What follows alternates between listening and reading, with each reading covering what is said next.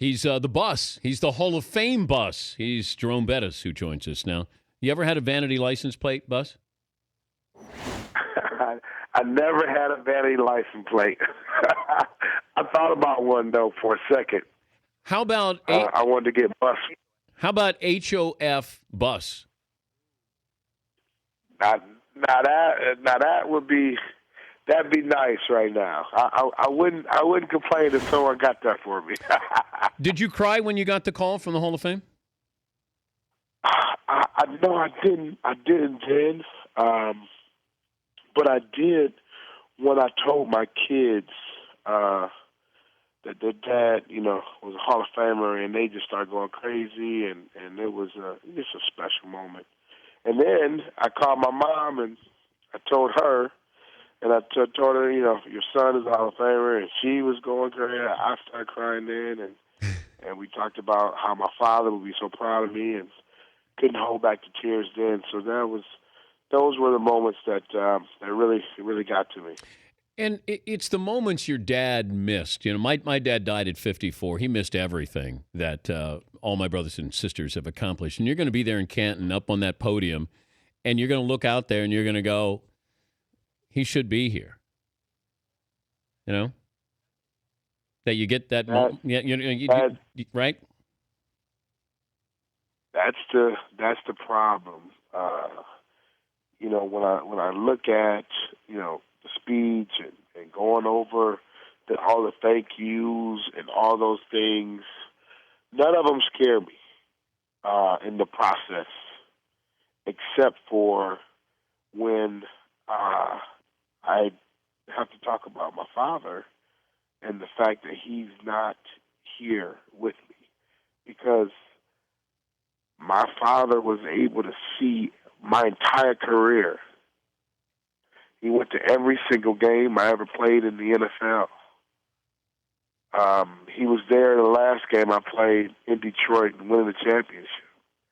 So, for him not to see this part, this is going to be the hardest part for me, and I don't know if I can handle it. I'm gonna try my best, but it's gonna be tough. You know what you do, Bussy, is you have somebody close by, and you just say, "Look, if I start to lose it, just come up here, grab a hold of me a little bit, because then you can kind of regroup." But it's going to hit you. You're human, and what your father meant to you. But you have somebody there who's a Hall of Famer who may just come up and say, "Hey, it's okay," and then you know what? You'll be able to finish it.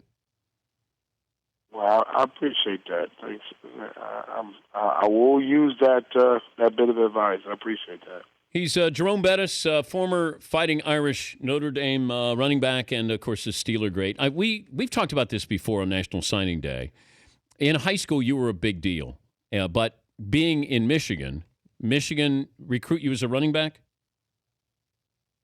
Actually, Michigan recruited me as a linebacker. See, I was an All-American linebacker and All-American fullback, but I was considered a better linebacker out of high school. So most of the colleges wanted me to play linebacker. So Michigan wanted me to start linebacker, but I knew I was too short to really get to the next level at linebacker.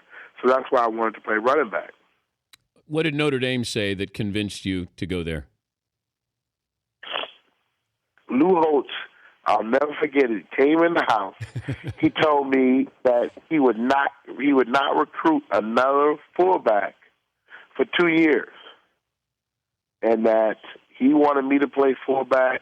He was going to run the offense through me because his offense, the fullback, ran the screens and was the one back in the three receiver set and ran the ball and blocked and did everything possible. And the one other thing he said was, "I will let you tape your shoes," because that was a big deal back then to be able to stack the shoes and put a tape. He told me, "I will let you tape your shoes." When he said that, I was like, "You got me. I'm going." Wait, Bussy. So something that small and trivial. So you wanted to have the spats, the taped shoes? Yeah, because at Notre Dame that was a big deal. And when I went on a visit, my my host Rodney Culver, who's no longer with us, has passed away. He told me, "Hey, you better get it. You better get it in the deal. I'm telling you." And so how could I? Because I loved how it looked with the black shoes and the white tape. And so he said, "Hey, you better get that in the deal." So that was something that I was saving for that. And then when he said, "Yes, I'll let you do it," I was like, "Oh my God!" But a little funny side note to that was my first year. I get there as a rookie, as a freshman, and he makes everybody takes the tape off their shoes like the third practice, and he made everybody, right? And I was like, "Hey man, I thought we had a deal." He still made me take it off, and then after the practice, he came over to me and said, "Hey, man, you can put it back on tomorrow." Wow. So I was nervous. I thought he reneged on me. How would you feel if you're Marshawn Lynch at the end of that Super Bowl with the play that was called? I would be devastated. I would. I'd be devastated. I'd be living. I mean, it'd be so much that I'd be going through, the emotions. I mean, because that's my purpose. That's what I'm here for those moments. And when you go away from me for whatever reason, that's when I'm hurt, because I wouldn't know how to contain myself in that situation, because I say that as a physical, aggressive, big running back, that's the benefit of having me on this team, is I provide those moments for you. And when you don't go to me in those moments, you're saying you don't believe in me, and that'd be a hard situation for me to get over. I tell you that much. But if you look at what the Patriots were in, and they had 6 defensive linemen, weren't they begging Seattle to do something different than give the ball to beast mode? Yeah, absolutely they were. But I don't believe that's the time. You got the timeouts, so. You don't. I understand you want to try to, slip one in and slip a touchdown in, but you got to give me a chance. I just got us to the one. Give me one. Give me a chance. And that's what I'll be screaming. Give me a chance to make it happen. Don't get fancy right now. This is for all the marbles. You go with what got you there. And that's my philosophy. Go with what got you there.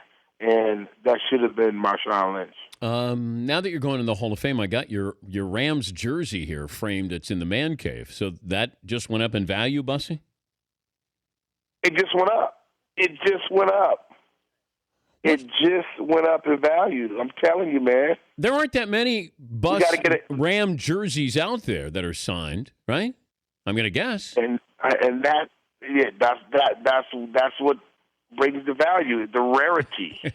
See, and then if we could put HOF on that, it would be even that much more rare, because it probably won't be too many Rams jerseys that I sign. But you may have just let the cat out the bag. People are going to be looking for those Rams jerseys, 36, trying to make some up because they know Dan Patrick has one. I know. And it's rare, see? Right.